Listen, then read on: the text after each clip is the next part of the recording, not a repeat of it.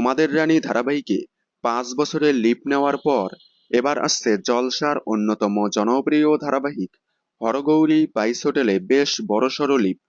পাল্টে যাবে সবকিছু, নতুন করে শুরু হবে আবার গল্প।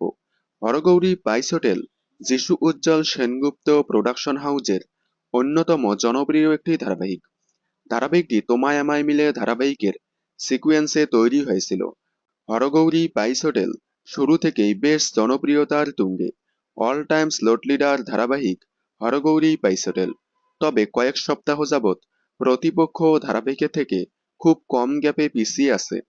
তাই ধারাবাহিকের প্রোডাকশন হাউস সিদ্ধান্ত নিয়েছে ধারাবাহিকে এবার নতুন চমক আনবে। মানে 15 বছর লিপ নিবে ধারাবাহিক। শোনা যাচ্ছে 15 বছর লিপের পর মারা যাবে শঙ্কর। ঐশানীর মেয়ে ধৃতি বড় হবে। তারপর ঐশানীর মেয়েকে নিয়েই এগিয়ে যাবে ধারাবাহিকের গল্প, যেটাকে বলে জেনারেশন লিপ। প্রথমবার স্টার জলসার কোনো ধারাবাহিকে জেনারেশন লিপ নিতে চলেছে।